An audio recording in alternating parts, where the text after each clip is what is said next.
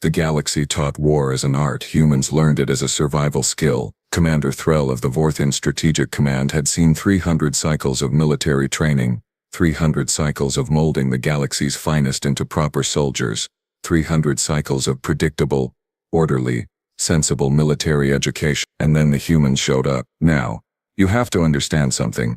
The Vorthan Military Academy wasn't some backwater training ground for planetary defense forces. No. This was the institution. 27 species sent their best and brightest to learn from us. We taught strategy, tactics, combined arms operations, fleet coordination. We taught warfare as an art form, a science, a beautiful dance of calculated moves and counter-moves. The humans? Well, the humans had other ideas. The academy sprawled across the northern continent of Vorthas Prime, a masterpiece of architectural efficiency and military precision. Gleaming towers of crystalline metal reached toward our 3 moons, while training grounds stretched for kilometers in every direction. Combat simulators, tactical centers, firing ranges, zero-gravity arenas, everything a proper military mind could desire. I stood in my office that morning, reviewing the incoming class roster. Impressive as always. The Krell had sent a honor-born warrior, already decorated in 2 minor conflicts. The Systrix delegation included a tactical prodigy who had scored perfectly on every entrance examination. Even the typically peaceful Minari had contributed a cadet whose strategic simulations had become case studies at other institutions. And then, at the bottom of the list, 3 names that would haunt my next 6 months. Jack Reeves, Nina Cross, Tom Brightwell, humans, from Earth. The new species, the ones who had barely achieved faster-than-light travel 40 cycles ago and had somehow convinced the Galactic Assembly that they deserved a seat at the table. My secondary eyes squinted at the attached files. Decent physical scores, adequate intelligence ratings. Nothing exceptional. Nothing that explained why the Assembly had specifically requested their inclusion in our program. I should have known then. Should have asked more questions. Should have done literally anything except shrug my 4 shoulders and assume it would be fine. Narrator voice. It was not fine. They arrived on a transport with the Minari delegation, and I knew immediately something was wrong. The Minari cadet, Solix, stepped off the ramp with appropriate reverence, his crest feathers arranged in the traditional respect configuration. Behind him came the humans, and they were laughing, at a military academy, during formal arrival ceremonies. While representatives from 24 species stood at attention, Jack Reeves, tall by human standards with dark skin and darker eyes, was apparently finishing some kind of story. Nina Cross, shorter and stockier with pale skin and bright red hair, was doubled over with amusement. Tom Brightwell, average height with brown hair and a face that seemed permanently stuck in a smirk, was shaking his head. I'm just saying, Jack was saying, completely oblivious to the stares. If the ambassador had actually read the briefing about not eating the ceremonial flowers, he ate 7 of them. Nina wheezed. 7. Before anyone could stop him. Were they not food? Tom asked. Deadpan.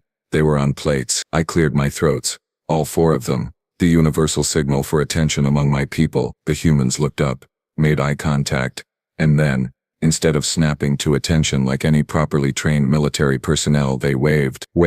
Hey there, Jack called out. You must be Commander Threll. Great to meet you, sir. Sorry we're a bit punchy from the journey. 36-hour jump does weird things to your head. I stared at them. Around me I could feel the other instructors staring at them. The other cadets were staring at them. This, I said slowly, is a military institution.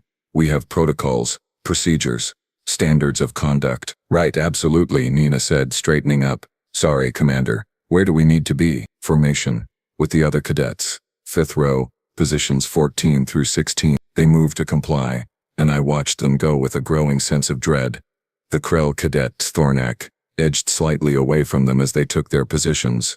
The Systrix prodigy, Civix, made a small hissing sound of disapproval. The humans seemed completely unbothered. I began my standard welcome address, the same speech I had given for 300 cycles. Excellence, discipline, honor, the proud traditions of the Vorthan military, and the privilege of learning from our expertise. Halfway through I noticed Tom Brightwell was yawning. The first week should have been straightforward. Basic assessment of skills, physical conditioning, introduction to our training methodologies. Simple stuff. The Krell dominated the strength tests, naturally. Thornak could lift roughly 4 times what any other species managed, and his armored hide made him nearly impervious to standard training weapons. The Sistrix excelled at speed and precision, civics moving through obstacle courses like liquid mercury. The humans were fine, just fine. Jack had decent endurance. Nina showed good hand-eye coordination. Tom demonstrated adequate tactical thinking in the basic strategy games. Nothing special. Nothing that explained their presence here. I started to relax. Perhaps this would be manageable after all. Perhaps they would simply be average students who would pass through the program without incident. Narrator voice. You know that thing where everything seems fine right before it all goes catastrophically wrong? Yeah. The first real indication came during standard formation drills. Every cadet learns to move as a unit, to maintain position, to execute commands with precision. It's fundamental, essential, the bedrock of all military operations. Column formation, I barked. Execute. 24 cadets snapped into perfect alignment. 3 humans sort of shambled into approximately the right positions. Tighter spacing, humans. They adjusted, but there was something wrong about it. They moved efficiently, yes, but without the crispness, the exactness that proper military bearing required. Reeves, your posture is incorrect. Is it? Jack looked down at himself. I mean, I'm standing, weapon ready. I can see threats from all angles. What's wrong with it? It's not regulation stance. Okay, but why is regulation stance better than this stance? I felt a migraine forming behind my primary eyes. Because it is the correct stance. The stance proven effective through countless campaigns. Proven effective for what, though? Nina chimed in. Because if we're talking about looking good in parades, sure, regulation is great, but if something actually jumps out at us, I want my weight distributed like this. She demonstrated a looser, more fluid posture. Nothing is going to jump out at you during formation drill, right? But if we train one way and fight another way, doesn't that seem inefficient? Tom added helpfully. I assigned them all extra conditioning. They jogged away, still talking among themselves, completely missing the point. The close quarters combat simulation was a standard exercise. We used it to teach cadets proper engagement protocols in confined spaces, rules of escalation, appropriate use of force. The scenario was simple. A diplomatic incident at a space station bar, drunk civilians becoming aggressive. Cadets needed to restore order without causing an interstellar incident. The Krell approach was direct, but controlled. Thornak used his size to intimidate, separated combatants, contained the situation, textbook execution. I gave him a 92% score. The Sistrix method was elegant. Civics used speed to disarm threats, pressure points to immobilize aggressors, psychological tactics to de-escalate. Beautiful to watch. 95%. Then came the humans. Jack entered the simulation first. The holographic drunk took a swing at him, and instead of the clean block and restrain technique we taught, Jack did something that made every instructor in the observation room sit up straight. He didn't block. He didn't dodge. He moved forward, inside the punch, drove his elbow into the holographic throat, followed with a knee to the midsection, and when the hologram doubled over, grabbed the back of its head and slammed it into the bar counter. 3 seconds. The drunk was unconscious on the floor. Said Lieutenant Kiruk, one of my assistant instructors. That was excessive. I finished. Highly excessive. The objective was de-escalation, not. On the screen, a second holographic aggressor approached Jack from behind with a bottle. Jack somehow sensed it without turning around, spun, caught the wrist, twisted it until the bottle dropped, then swept the hologram's legs and put it face first into the floor with a knee on its spine. 6 seconds total. 2 unconscious holograms. Is he? Kiruk's tentacles were twitching nervously. Is he trying to kill them? They're holograms, I muttered. He can't kill holograms. But if they were real, we watched in horrified fascination as Jack systematically dismantled every threat in the scenario. No warnings, no attempted verbal de-escalation, just brutal, efficient violence that ended each confrontation in seconds. Nina's run was somehow worse. She used improvised weapons, everything from bar stools to drinking glasses to someone's jacket, turning the environment into an arsenal. Tom's approach was sneakier, targeting joints and pressure points we didn't even know humans were aware of. When they finished, all 3 stood in front of my desk while I tried to formulate words. That, I finally managed, was not de-escalation. Sure it was, Jack said. Everyone was very de-escalated at the end. Nobody was fighting anymore, because you incapacitated them. Right. De-escalated. That is not what that word means. Nina tilted her head. Commander, Genuine question. What did you want us to do? Use appropriate force. Verbal commands. Restraint techniques. Not whatever that was. Okay, but here's the thing, Tom said, leaning against my desk in a way that would have gotten any other cadet disciplined.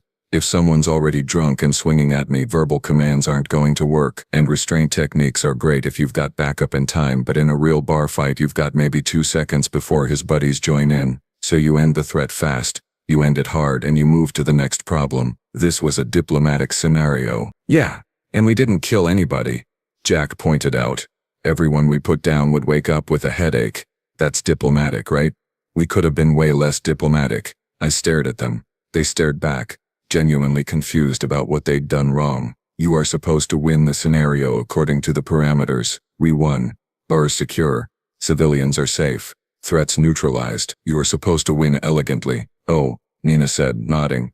Yeah, we don't really do elegant. We do effective. I gave them all failing grades.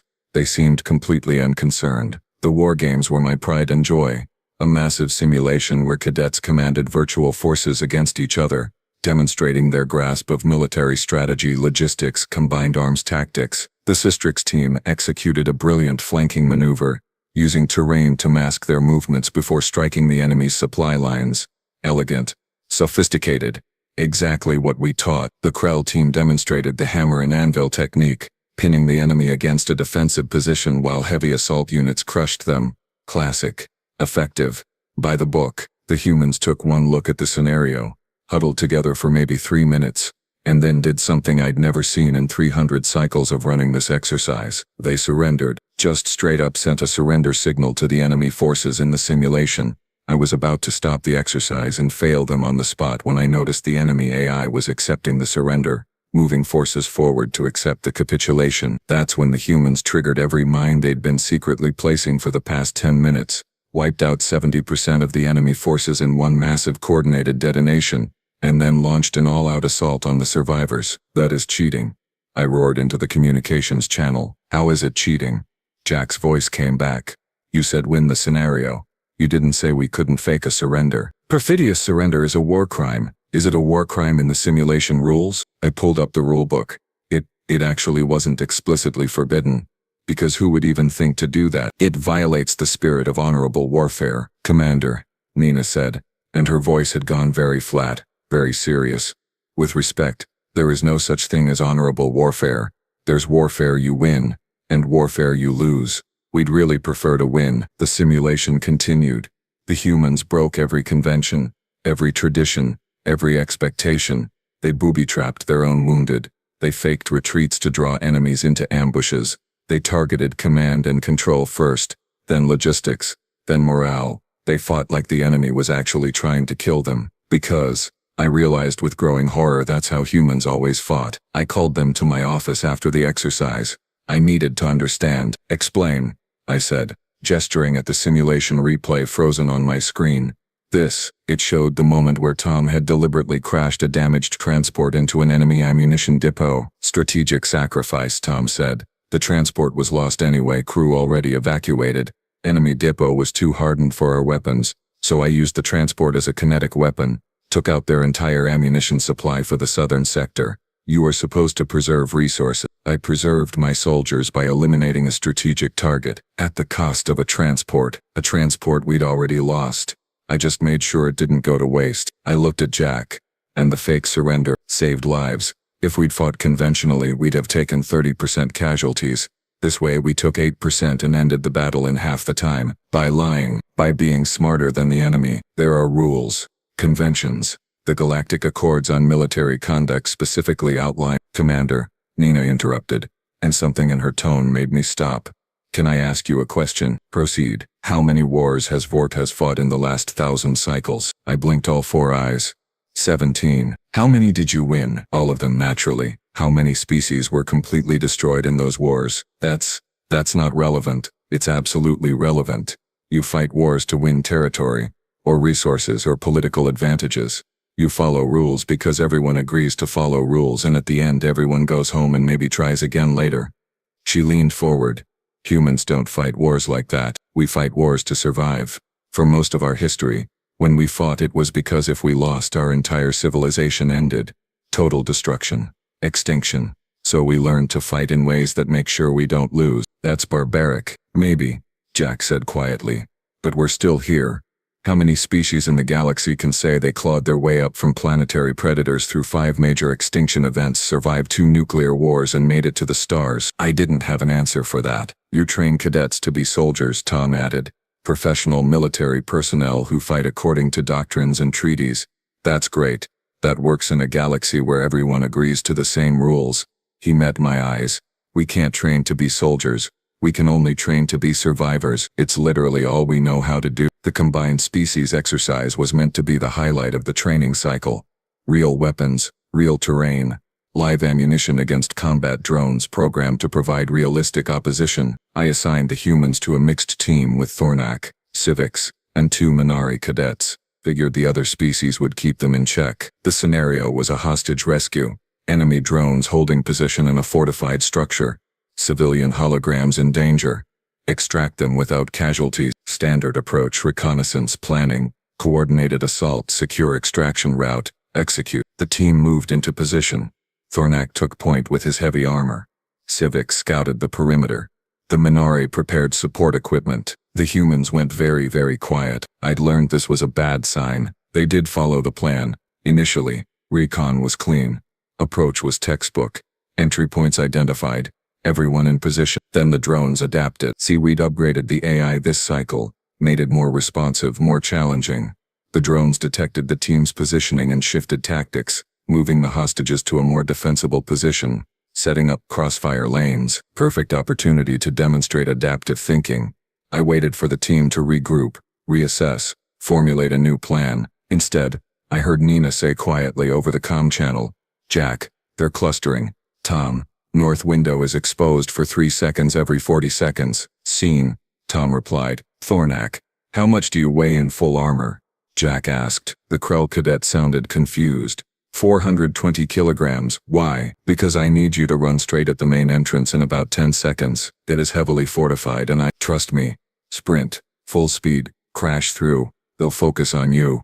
That's when we move. I was about to override the channel, to tell them to follow proper protocol when everything happened at once. Thornak charged. Every drone pivoted to the massive armored threat. Tom put a round through the north window during that 3-second exposure, taking out the drone commander. Nina tossed something that I realized too late was an improvised explosive through a ventilation shaft. Jack went through a side entrance that shouldn't have been accessible, moving in complete silence. The Minari cadets were still at the rally point, trying to follow the original plan. 15 seconds. That's how long it took the humans to completely dismantle the scenario. Drones eliminated. Hostages secured. 0 friendly casualties. But the way they'd done it, the sheer violence of it, the precision. I watched the replay. Watch Jack's approach. Every step calculated for maximum cover. Every movement designed to present minimal target profile. And when he encountered a drone, there was no hesitation, no mercy. Double tap to the central processor, moving before the drone even hit the ground. This wasn't training. This was muscle memory. This was instinct. These humans had done this before. For real. I pulled their service records. The real ones. Not the sanitized versions the assembly had provided. Jack Reeves, 3 years in something called Marine Force Reconnaissance, 16 combat deployments, specialty direct action and special reconnaissance. Nina Cross, Army Ranger, explosives expert, 2 years in a counter-terrorism unit, 23 confirmed combat operations. Tom Brightwell, Navy SEAL. That designation made my blood run cold because I'd read about SEALs. They were the humans who did the things other humans wouldn't talk about. These weren't cadets.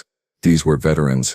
Killers, if I was being honest. And the assembly had sent them here, to our pristine military academy, to learn from us. The joke, I realized, was on me. They weren't here to learn. I watched the exercise footage again.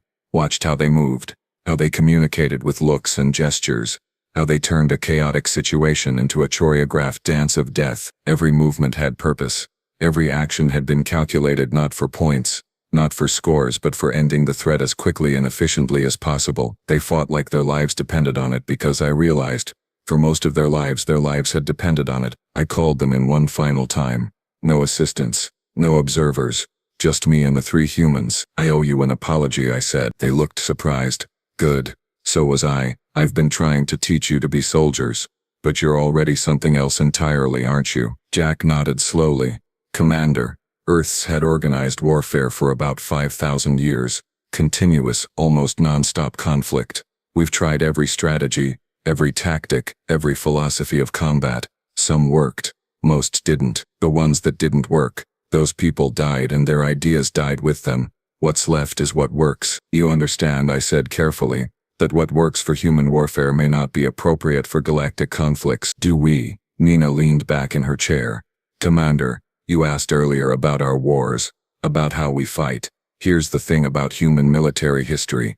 We don't fight for territory, or resources, or because someone insulted our honor. We fight because someone decided we shouldn't exist anymore. The Nazis wanted to exterminate entire populations. The nuclear wars were about survival of the species. Even our ancient wars were about civilizations that would enslave or destroy the losers. So, we learned, Tom continued, that when you fight to end the fight. Not to win points, not to look good. You fight until the other side can't fight anymore. Most species in the galaxy, I said, have never faced extinction. Yeah, Jack said quietly. We noticed. You all fight like you're going to get a rematch. Like there's a referee who'll stop things if they get too rough. Humans fight like we're never going to get another chance. Is that why you break every rule? Rules are for people who can afford to lose, Nina said. We never could. I thought about that for a long moment. Thought about my 300 cycles of teaching proper military doctrine to species who'd never had to face total annihilation. Species who could afford to fight honorably because they'd never encountered an enemy that wanted them completely erased. What do you actually want to learn here? I asked finally. They looked at each other. Some kind of silent communication passed between them. How to fight the way you fight, Jack said. The coordination, the logistics, the combined arms strategies. We're good at small unit tactics, at survival, at ending fights. But if we're going to be part of the galactic community, we need to understand how to integrate with non-human forces, how to operate at scales bigger than we're used to. You want to learn our methods so you can break them more effectively. Tom grinned. Commander, we want to learn your methods so when something comes along that wants to break them, we know how to stop it. Graduation came. 27 cadets stood in formation representing their species with pride. The Krell Honor-Born received the Crimson Star for exceptional combat performance. Civics earned the Tactical Excellence Medal. The Minari Cadet got the Humanitarian Service Award for their medical corps work. When I reached the humans, I hesitated. They hadn't earned top marks in any traditional category. Their formation drill was adequate at best. Their adherence to protocols was laughable. Their respect for military convention was essentially non-existent. But I'd watched them turn impossible scenarios into victories. Watch them adapt and overcome when every advantage was stripped away. Watch them fight with a ferocity and intelligence that made 300 cycles of military experience feel inadequate. Jack Reeves, Nina Cross, Tom Brightwell, I announced. For services rendered in expanding our understanding of alternative combat methodologies, and for demonstrating that sometimes survival matters more than style, you are awarded the instructor's recognition for unconventional excellence. It was an award I'd invented specifically for them, because no existing commendation covered what they were. They accepted with typical human informality, shaking my hand instead of the proper salute. Commander, Jack said quietly, thank you for not giving up on us. I did give up on you, I admitted. Several times. You just refused to fail. Yeah, Nina grinned. We're annoying like that. As they walked away, I heard Tom say 20 credits says within 5 cycles they're teaching our methods in the advanced courses. Sucker bet. Jack replied. Give it 3 cycles. I'm writing this addendum to the official Academy records because I believe future instructors need to understand what happened here. The humans didn't fail our program. Our program failed to recognize what they were. We teach warfare as an art. Humans know it as a necessity. We train soldiers to fight well. Humans train to survive at any cost. We have the luxury of honor because our wars are political. Human wars have always been existential. I've recommended that future human cadets be placed in a specialized track, not because they're inferior but because they're operating on entirely different principles than the rest of the galaxy. The Assembly wanted humans integrated into galactic military standards. I fear we may have misunderstood the assignment. You can't integrate a species that spent its entire existence fighting for survival into a military culture built on mutual respect and shared conventions. You can only hope that when something truly dangerous comes along, something that doesn't care about honor or rules or proper military conduct, You have humans on your side. Because while we trained our cadets to win battles, humans trained to end wars, and that I've learned is a very different thing. The lesson was simple and terrifying. Civilizations that fight for pride learn how to win battles. Civilizations that fight for survival learn how to end wars. And the galaxy had just met a species that never forgot why it fights.